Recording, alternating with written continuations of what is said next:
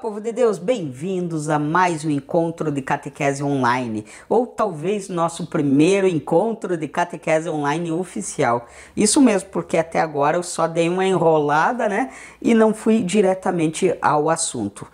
Para não dizer que eu dei uma enrolada, como eu vou deixar esse vídeo público no YouTube, né, eu preciso me explicar. Eu até agora não entrei no assunto da catequese, mas eu já tinha postado alguns vídeos interessantes ali para vocês no grupo. Mas enfim, povo de Deus, vamos começar então hoje. E para a gente começar o nosso encontro, qualquer encontro religioso, mas na verdade isso deveria valer para toda a nossa vida. Qualquer coisa que a gente fosse fazer na vida, a gente deveria começar rezando.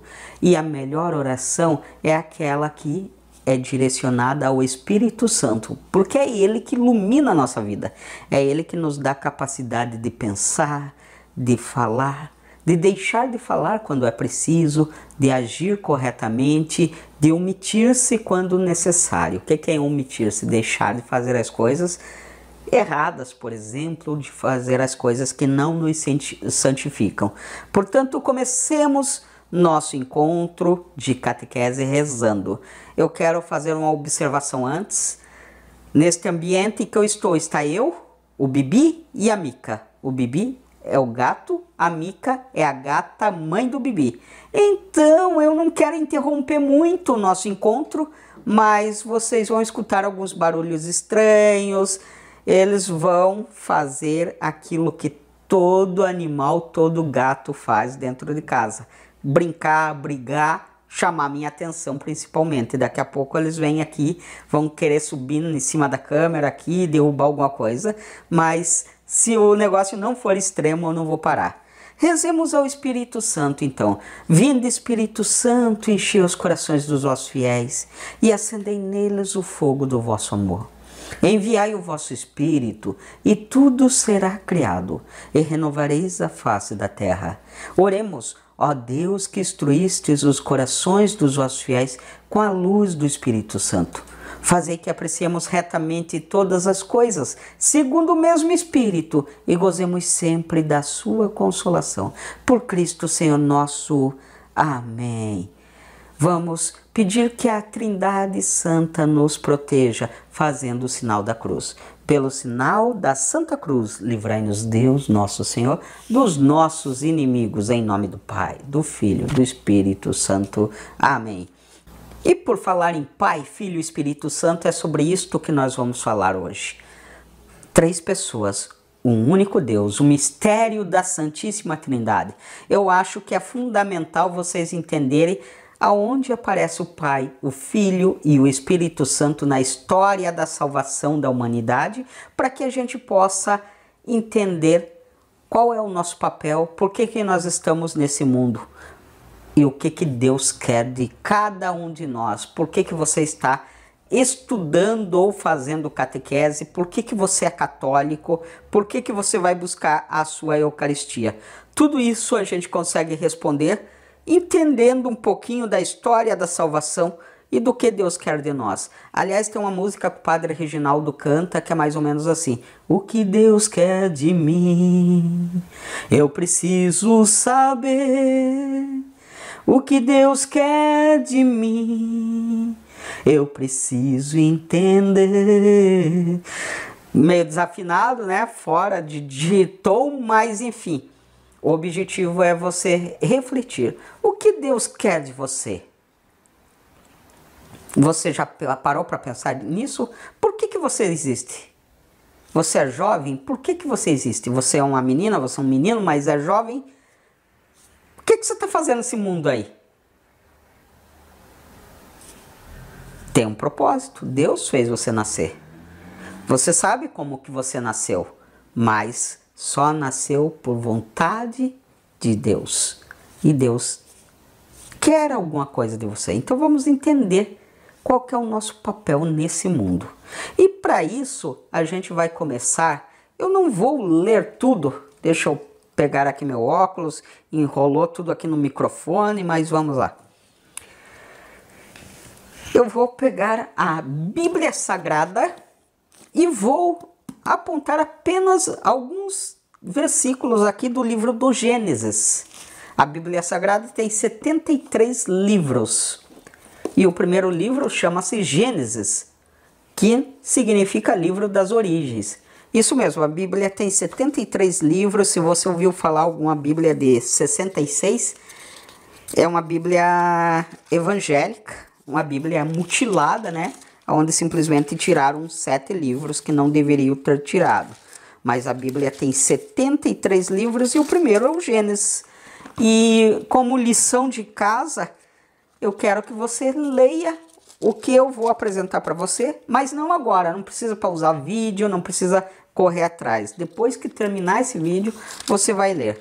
Mas eu vou só dar uma pontada aqui, como que começa o livro do Gênesis. Está aqui, não sei se vai dar certo, se vai focar, já focou, já deu certo, que maravilha essa câmera. O livro do Gênesis começa mais ou menos assim, é a criação do mundo. No princípio, Deus criou o céu e a terra. A terra estava deserta e vazia. As trevas cobriam um abismo e o Espírito de Deus pairava sobre as águas. Vamos prestar atenção nesse primeiro versículo, é assim que começa a Bíblia. Você já tinha descoberto isso? Que vergonha se você não descobriu isso. Que vergonha se você não abriu a primeira página da Bíblia. Se você não leu o primeiro versículo da Bíblia. Que vergonha, hein? Católico de Araque que é você. Mas tem tempo. Agora eu sei que você vai fazer depois desse vídeo. Você observa que não existia nada, mas o Espírito de Deus pairava sobre as águas. Então, vamos prosseguir? Deus disse, faça-se a luz, e a luz se fez. E Deus viu que a luz era boa. Deus separou a luz das trevas. A luz Deus chamou de dia, e as trevas chamou noite. Houve uma tarde e uma manhã, o primeiro dia. Deus disse, faça-se o firmamento entre as águas, separando uma das outras. E Deus fez o firmamento. Separou as águas debaixo do firmamento das águas acima do firmamento. E assim se fez. Ao firmamento Deus chamou o céu. Houve uma tarde e uma manhã, o segundo dia. Deus disse, junte-se num único lugar as águas que estão debaixo do céu, para que apareça solo firme. E assim se fez. Ao solo Deus chamou terra, e o ajuntamento das águas, mar. E Deus viu que era bom. A gente pode até parar por aqui. Depois você lê tal, né? Vamos lá. Vamos dar um pulinho aqui, vamos lá para o versículo 26. Deus disse, façamos o ser humano à nossa imagem e segundo a nossa semelhança, para que domine sobre os peixes do mar, as aves do céu, os animais domésticos, todos os animais selvagens e todos os animais que se movem pelo chão. Deus criou o ser humano à sua imagem, a imagem de Deus ele o criou. E de homem e mulher ele os criou.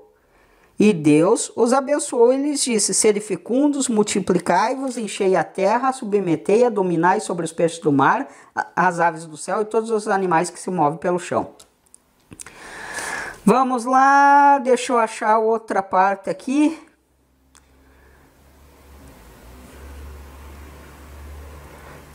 Deus fez o homem, daí fez a mulher, e tem uma parte onde Deus fala, onde Deus soprou. Vamos achar aqui. Bom, não achei? É o suficiente. Você vai ler o primeiro capítulo de Gênesis inteiro. É a tua lição de casa. Eu, para não alongar muito o nosso encontro, eu vou parar por aqui. Porque aqui já apareceu as frases que eu queria falar para você. Deus fez o mundo. A gente sabe que foi em 7 dias. 6 ou 7 dias? Quantos dias foi? Vamos considerar que foi 7. Porque no 7º dia, Deus foi verificar como que estava esse mundo e ele viu que o mundo estava terminado e descansou.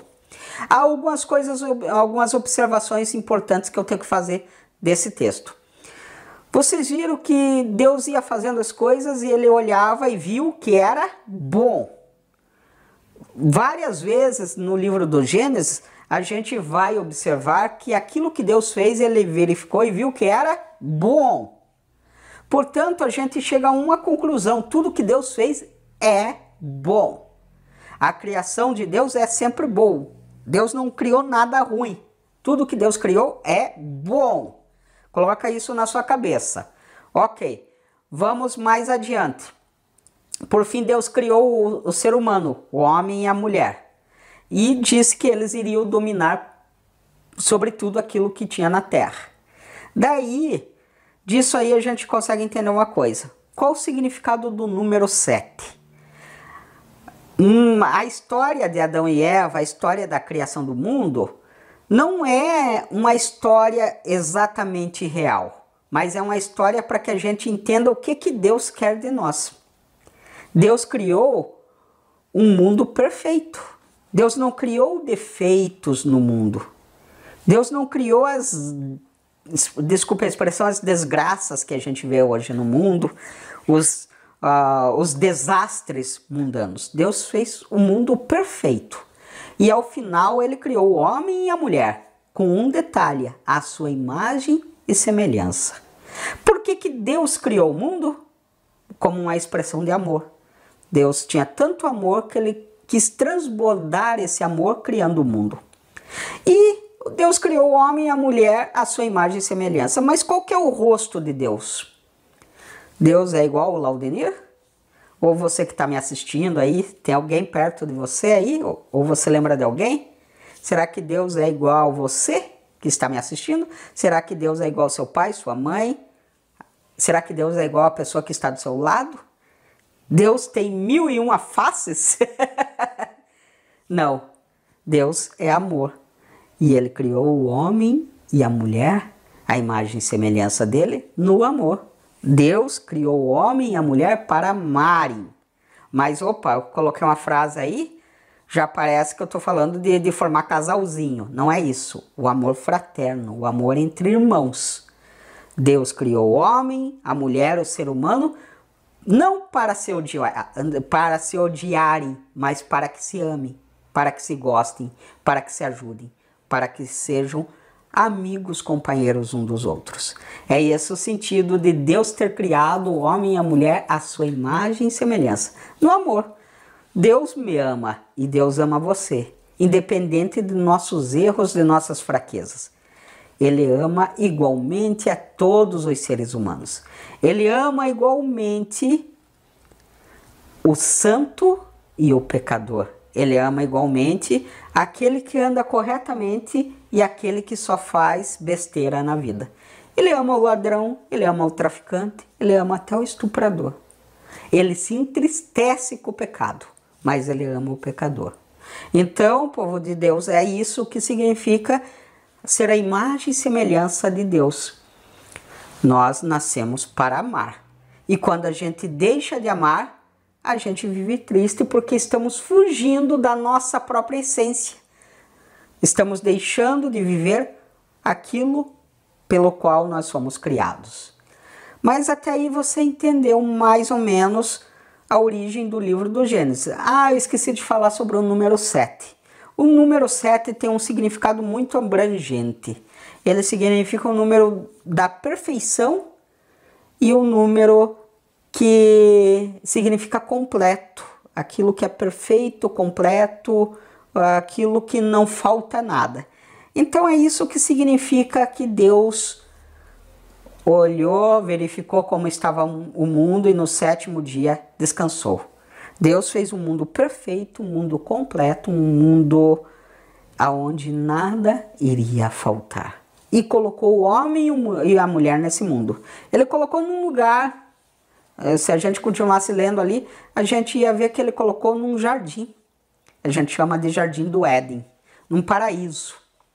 O homem e a mulher foram viver no paraíso. Daí vem aquela pergunta, qual que é o significado de paraíso? Será que é a tristeza no paraíso? Será que é a desilusões, desamor no paraíso? Ou o sinônimo de paraíso é um lugar feliz, um lugar perfeito? Claro que paraíso é o lugar perfeito. Então Deus colocou o homem ali para viverem em plena felicidade. O homem e a mulher não deveriam jamais sofrer. Eles deveriam viver eternamente felizes, como se já estivessem no céu, porque no céu não há tristeza. As almas que chegaram ao céu vivem eternamente felizes. E Adão e Eva, os primeiros homens ali citados no Gênesis, deveriam viver eternamente felizes, obedecendo a Deus, usufruindo daquilo que eles encontravam no paraíso. Mas entrou o pecado. Qual que foi o pecado?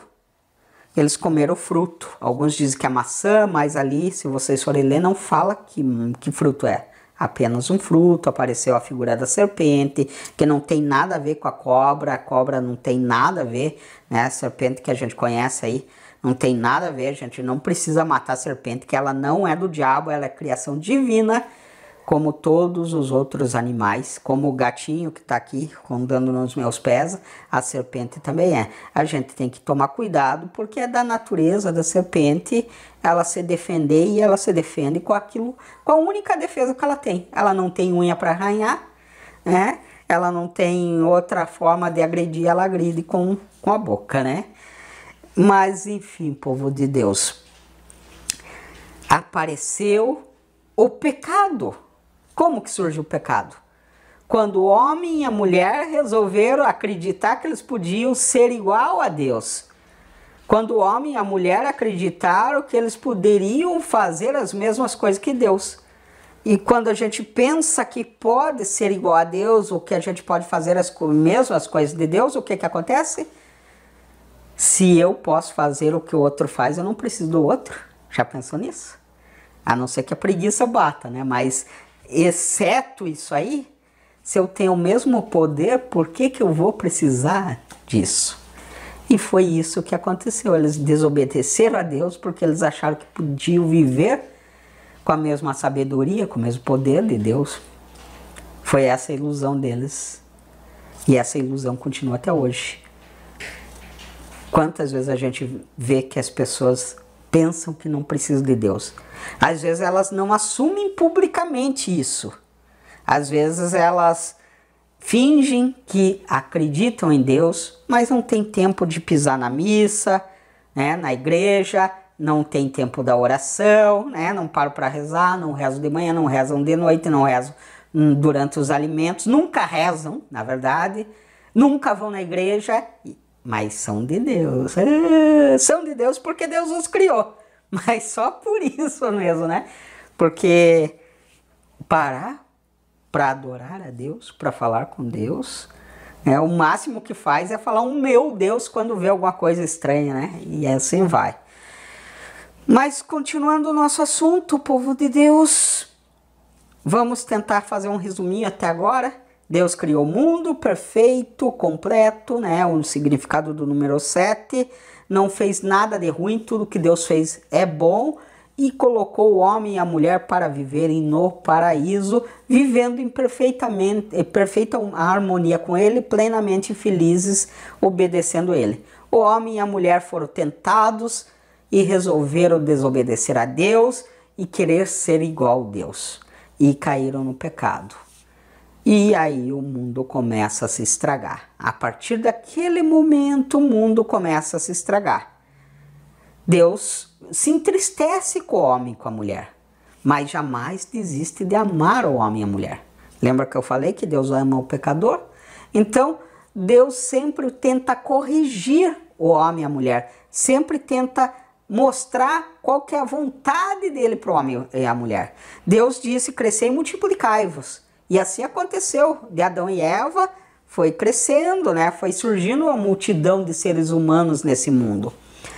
E quando surge essa multidão, a metade já começa a pecar, já começa a desistir de Deus, desacreditar de Deus, desobedecer Deus. E Deus continua insistindo, porque são criaturas suas. Ele ama cada ser que ele colocou nesse universo. E ele não desiste, ele sempre começa a corrigir. E nessa correção, Deus escolhe profetas. Quem que são os profetas? São homens que são fiéis a Deus ou escolhidos por Deus para serem os mensageiros de Deus. Eles são incumbidos, escolhidos por Deus para transmitir a mensagem de Deus para o povo.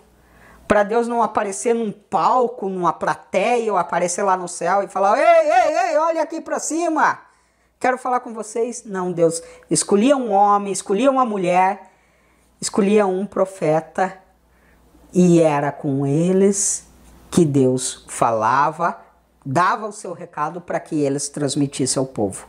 A gente tem uma infinidade de profetas no Antigo Testamento. Eu falei que a Bíblia são 73 livros, né? Mas esqueci de falar que 46 são do Antigo Testamento e 27 são do Novo Testamento. O que significa isso? 46 livros são antes de Jesus nascer e 27 livros são depois que Jesus nasceu. Antigo é antes de Jesus, Novo é depois de Jesus. E no Antigo Testamento a gente encontra uma infinidade de profetas, né? Vamos citar alguns aí: Abraão, Isaac, Jacó, né? Que são pai, filho, neto. Quem mais? Moisés, né? Moisés é um profeta fundamental, né? Porque para Moisés, Deus sempre falou pelos profetas. E para Moisés, Deus fez algo especial. Deus entregou as 10 leis. Deus deu por escrito para Moisés qual que era a vontade dele para o povo. E você conhece essas 10 leis? É os 10 mandamentos. Eu não vou lembrar aqui agora dos 10 mandamentos para você, porque você sabe de cor. Se você não sabe de cor, você pega a sua Bíblia lá da Ave Maria, que você encontra. Não precisa nem pegar a sua Bíblia. Se você está me assistindo no celular, depois que você terminar, você dá uma googada aí e você encontra os 10 mandamentos. Então, povo de Deus, Deus começa a mandar recado para o povo através dos profetas. Mas o povo era teimoso. O povo escutava por este ouvido e soltava por este ouvido. O povo escutava o que Deus queria deles, mas não obedecia a Deus. Qualquer semelhança com hoje em dia não é mera coincidência. O povo continua assim. Mas Deus nunca desistiu do povo. Deus, às vezes, se você for ler o Antigo Testamento, parece que Deus era vingativo, castigador. Quando o povo avacalhava demais, Deus matava, Deus castigava. Essa era a imagem que a gente tinha de Deus no Antigo Testamento. E havia um costume lá de quando as pessoas pecavam, para pedir perdão, elas sacrificavam um animal. Elas sacrificavam um cordeiro, né, uma ovelha ou qualquer outro animal aí lá no templo em forma de pedido de perdão. Eis que Deus resolve fazer uma aliança, um pacto eterno com o povo. E Deus, vendo que os profetas não conseguiam resolver sozinho a situação, que ele falava pelos profetas, mas os profetas transmitiam a mensagem, o povo escutava, mas não obedecia. E Deus, querendo salvar esse povo do pecado, querendo salvar a humanidade da perdição, Deus próprio resolve vir ao mundo.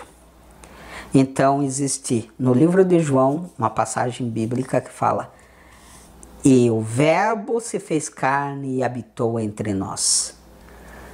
Numa versão mais atualizada, para você entender o que lembra a palavra verbo.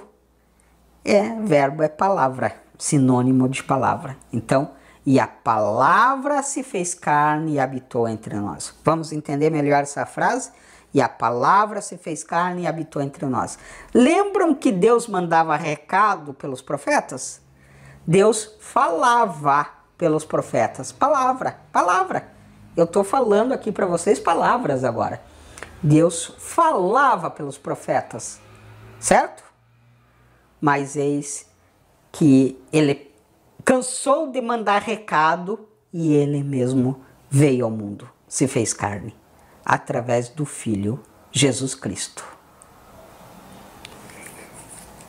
Nasce aquele menininho, filho de Maria, concebido pelo poder do Espírito Santo, que é o Deus em carne e osso feito homem, que vem habitar entre nós.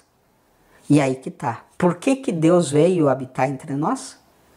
para nos mostrar o que Ele quer de nós.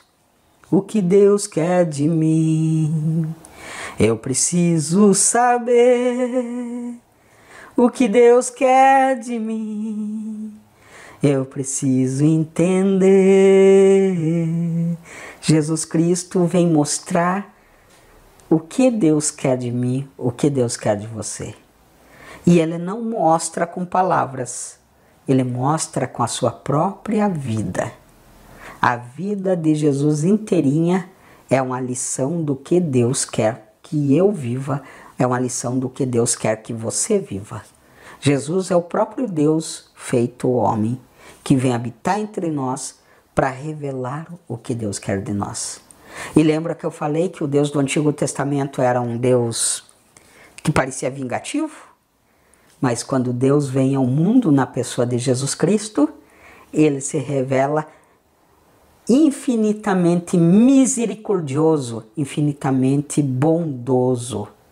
Deus, na pessoa de Jesus, jamais castiga, mas sempre perdoa, ama, perdoa, acolhe, perdoa, vive, abraça, mesmo aqueles que não mereciam mais, na nossa concepção, o perdão. Tanto que, falando em perdão, quando perguntaram para Jesus quantas vezes deveria perdoar, Ele disse 70 vezes 7. Mestre, quantas vezes devo perdoar?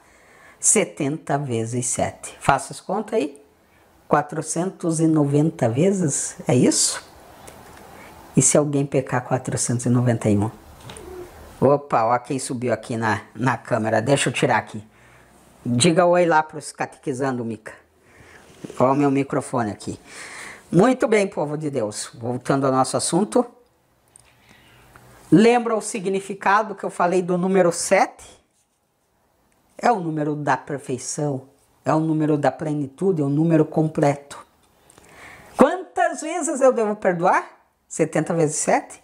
Eu devo perdoar sempre por completo e com perfeição. Não devo perdoar, mas ficar aquela magoinha de lado. Não devo perdoar, mas ficar com aquela justificativa. Lembrando que perdoar não significa apagar o passado, voltar atrás e ser burro novamente, né? Cair numa cilada novamente. Mas é tirar aquele peso, aquela amargura do nosso coração e também dar liberdade para o pecador, para aquele que nos ofendeu, para que viva em paz, perdoado, né? Pode ser que cada um siga o seu caminho e a confiança, uma vez perdida, é muito difícil restabelecer, né? Mas também esse não é o assunto do nosso encontro aqui. Mas Jesus mostra que a gente sempre deve perdoar e perdoar com perfeição, por completo, não pela metade. Isso é o significado do 70 vezes 7.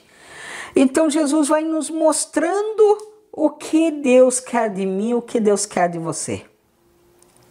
E a mensagem fundamental de Jesus é: ame a Deus sobre todas as coisas. E ame o teu próximo da mesma maneira que você ama você. É até estranho, né? Redundante, meio esquisita essa frase. Mas vamos entender na prática. Ame o seu próximo como você se ama. Eu quero ficar triste? Eu quero que façam alguma maldade comigo? Eu quero ser prejudicado alguma coisa? Eu quero ser caluniado? Eu quero ser assassinado? Eu quero ser vítima de um roubo? Não. Nada disso. Eu quero ser desrespeitado? Eu quero ser traído? Eu quero ser invejado? Quero que bote em mim o olho gordo? Não, né? Se eu não quero isso para mim, eu não devo fazer isso para os outros. Amar ao próximo como a gente mesmo se ama é olhar aquilo que eu não quero para mim, eu não posso fazer para você. É isso que Jesus ensinou. Principal mensagem de Jesus: amar a Deus e amar o próximo. Mas mais do que isso, Jesus nos ensina a ter confiança plena em Deus. Confiança plena a ponto de nos entregar de corpo e alma para Deus e deixar que Deus faça a vontade dele em nossa vida. Seja feita a vossa vontade aqui na terra como no céu. Jesus ensina isso. E Jesus nos mostra, como eu falei, Jesus não fala, ele vive. Ele vive a vontade de Deus e nos ensina através da sua vida. Quando eu digo Jesus não fala, claro que muitas vezes ele falou, claro que muitas vezes ele contou as parábolas, mas mais do que apenas falar, Jesus viveu a vontade de Deus em plenitude. E a maior prova de confiança que Jesus tinha em Deus foi ele aceitar a morte na cruz para nos salvar, na confiança de que Deus ia ressuscitar. E através da morte de Jesus, ele também nos mostra que nós devemos confiar em Deus até a morte, até a cruz. Aceitar as nossas cruzes, carregar as nossas cruzes com paciência, com tranquilidade, porque depois da cruz vem a ressurreição, depois da tristeza vem a alegria. Basta confiar em Deus. Então aí você já está entendendo, a gente está desenhando a Santíssima Trindade, a história da salvação, através da Bíblia, vamos dizer assim, deixa eu tentar explicar melhor para vocês. Eu estou tentando colocar o Pai, o Filho e o Espírito Santo numa linha do tempo. Vocês viram que a gente começou lá na origem, livro do Gênesis. Deus criou o mundo, ele usa dos profetas, os profetas vão transmitindo a mensagem de Deus, mostrando qual que é a vontade de Deus. O povo escuta, mas acaba ignorando e até que Deus se faz presença entre nós em carne e osso através da pessoa do Filho de Jesus Cristo. O próprio Deus vem ao mundo e se revela. E quando ele se revela em plenitude um Deus que é extremamente amoroso, misericordioso, bondoso, caridoso e não um Deus vingativo.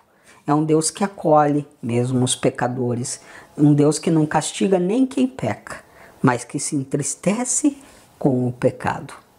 Agora vamos entender como que a gente vai continuar. Vocês estão vendo que eu estou fazendo a Santíssima Trindade, o Pai e o Filho. Quem que está faltando agora? O Espírito Santo. E ainda eu não respondi aquela pergunta. O que Deus quer de mim?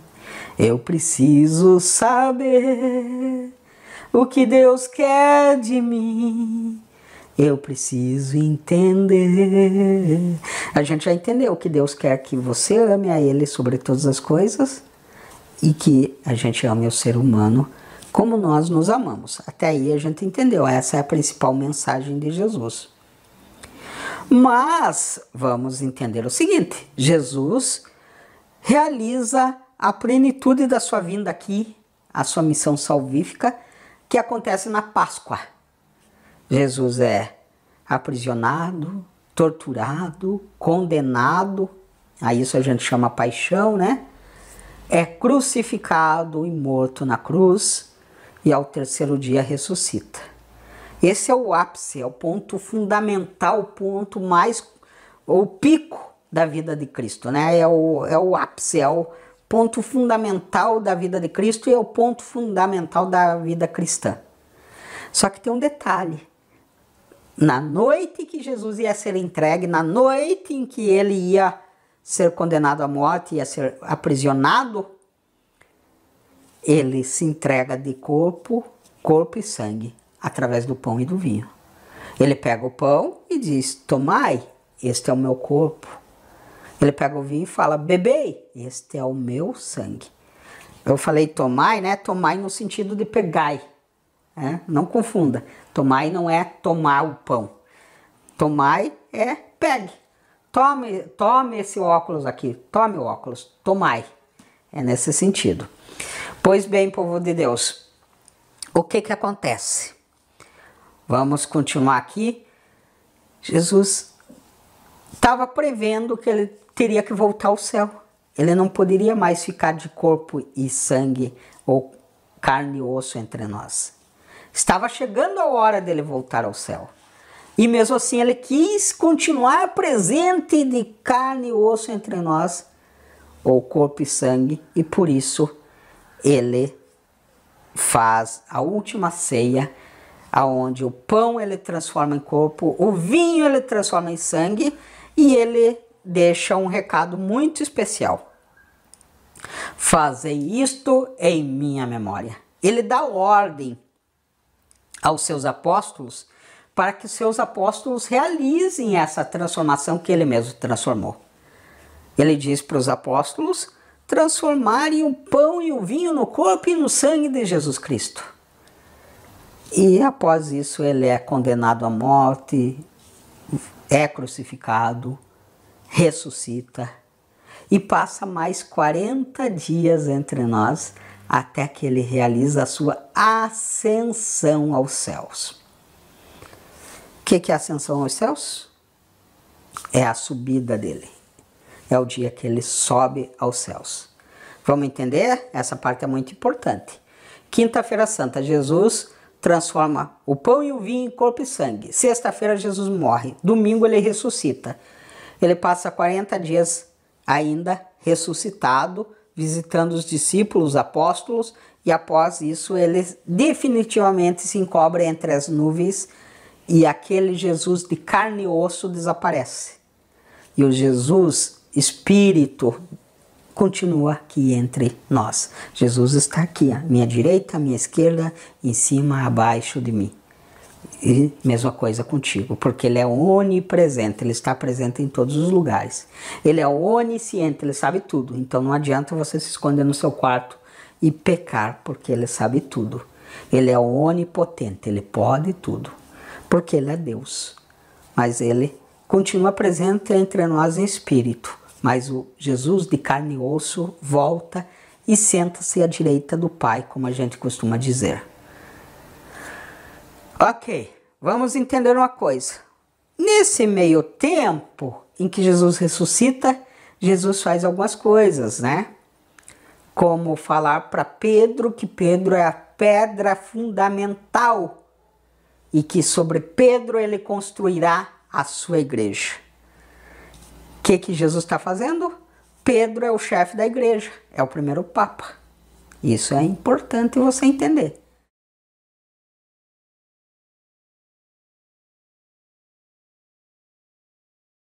Outra coisa importantíssima também. Jesus fala, ei, eu vou mandar um paráclito, uma força para vocês. Não saiam daqui da cidade de Jerusalém, que era onde estavam os apóstolos, até que venha aquele que eu prometi. Observe bem essa frase de Jesus. Jesus prometeu que ia mandar uma força, um defensor para os apóstolos. Por que um defensor? Por que Jesus ia mandar um defensor para os apóstolos? Vamos entender o seguinte, Jesus escolheu os 12 apóstolos, eles andavam com Jesus, além dos apóstolos tinha um monte de discípulos que seguiu Jesus, mas Jesus morreu. Ah, mas ressuscitou, beleza, aí passou, né? Mas só naqueles dias em que Jesus estava sepultado, os apóstolos já desanimaram, até entre a sexta-feira e a madrugada de domingo, os apóstolos ficaram órfãos, literalmente, perdidos na vida, porque aquele que ele seguiu, que era Jesus, havia morrido. Mas Jesus ressuscitou, retomou as esperanças deles. Mas Jesus precisava subir aos céus. E aí? E aí? Os apóstolos iam ficar órfãos de novo? Tá certo, Jesus não ia morrer mais, ele ia para um lugar bom, para o céu, que é onde a gente acredita que nossos entes queridos foram, os falecidos foram. Mas não é bom ficar sozinho. E aí? Eles iam ficar sozinhos, mas Jesus prometeu um defensor, um paráclito.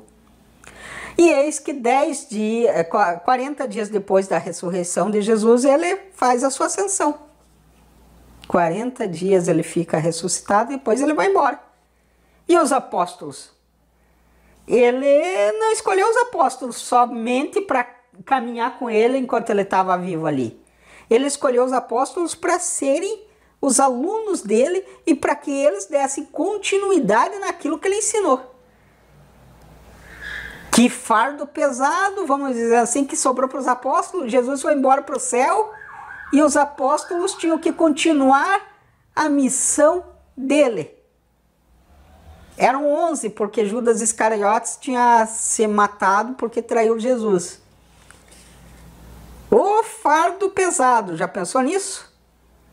Mais 50 dias, veja bem, Jesus ressuscitou, 40 dias depois ele foi para o céu, definitivamente, em carne e osso, e 50 dias após a ressurreição, aconteceu o Pentecostes. Penta significa 50, Pentecostes. Então, 10 dias após a ascensão de Jesus, após ele ir ao céu, 10 dias após, aconteceu o Pentecostes. O que foi? Vieram, deu uma ventania, veio como se fossem línguas de fogo ou tochas de fogo e desceu sobre os apóstolos que estavam escondidos num lugar chamado cenáculo, junto com quem? Com a mãe de Jesus, com Maria. As línguas de fogo, as tochas de fogo, aquela ventania desceram sobre os apóstolos. O que será que era isso? Era o Paráclito, o defensor que Jesus havia prometido. Como que a gente chama esse Paráclito? Eu contei do Pai, contei do Filho e agora estou falando do Espírito Santo. Foi aí que surgiu o Espírito Santo? Não, o Espírito Santo já existia. Você lembra quando a gente começou o nosso encontro aqui, que eu peguei a Bíblia e li, não existia nada e o Espírito de Deus pairava sobre as águas? Já era o Espírito Santo. Como, Laudine? Mistério da Santíssima Trindade. Mas, voltando ao nosso assunto, povo de Deus, o Espírito Santo vem sobre os apóstolos naquele momento. E para quê? Por que eles receberam o Espírito Santo, o defensor? Porque sozinhos eles não eram capazes de continuar a missão que Jesus deu para eles.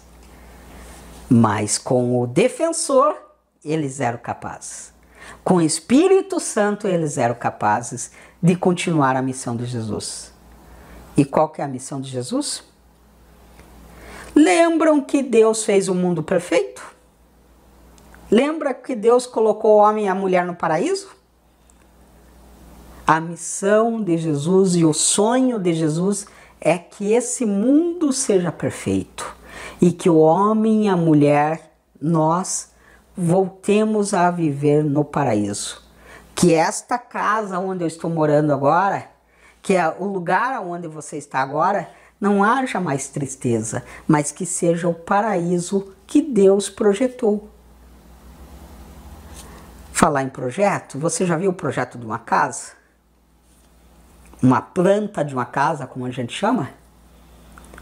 Se você olhar na internet aí, por exemplo, um desenho de uma casa, você vai ver que ela é linda, maravilhosa.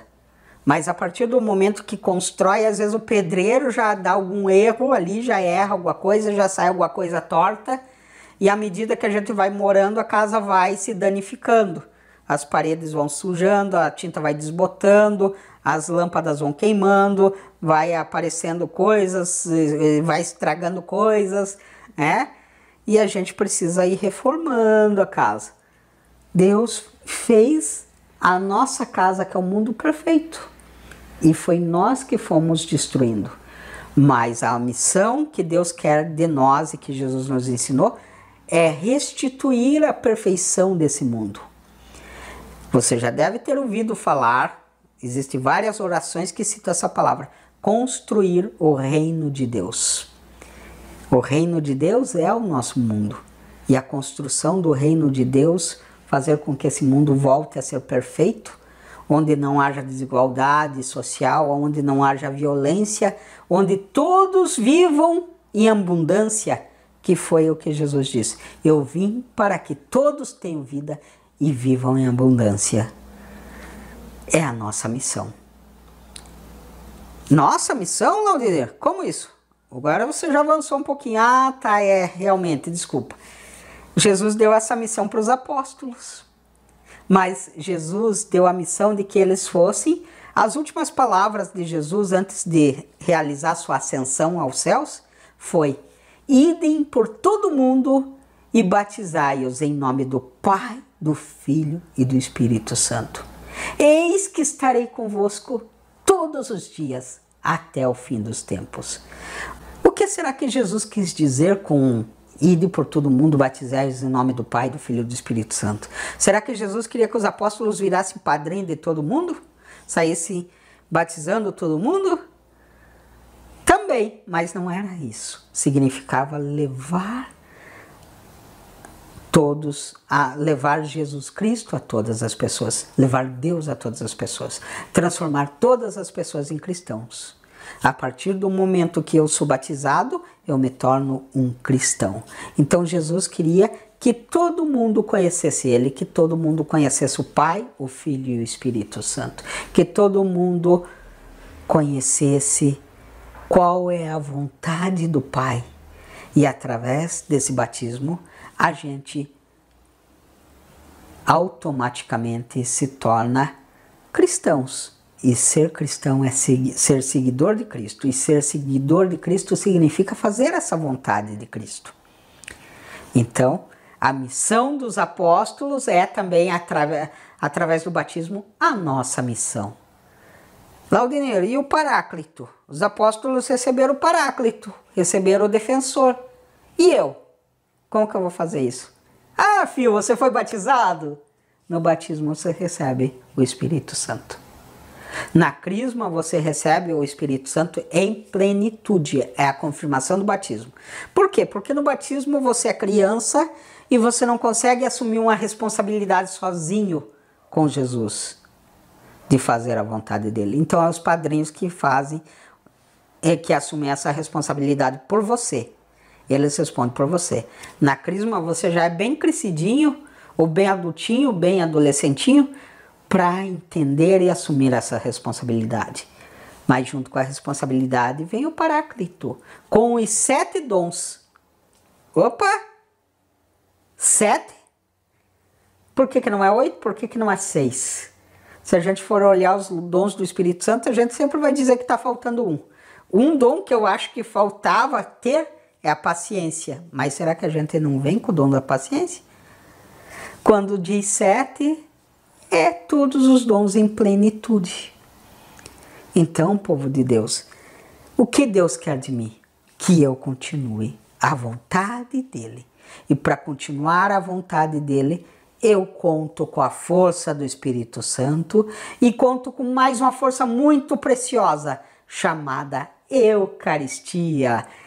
Jesus se dá em alimento. Ele continua presente entre nós no corpo e no sangue, no pão e no vinho transformado em corpo e sangue. Eis que estarei convosco todos os dias até o fim dos tempos. O que Deus quer de mim? Você já sabe. Ele quer que você continue a missão de transformar esse mundo no paraíso perdido, aquele jardim do Éden, aquele paraíso que Deus fez aquele paraíso que existiu no início do mundo. Deus quer que todos tenham vida em plenitude, que as pessoas não sofram e que as pessoas conheçam Jesus Cristo. É para isso que você vê o mundo. E aí?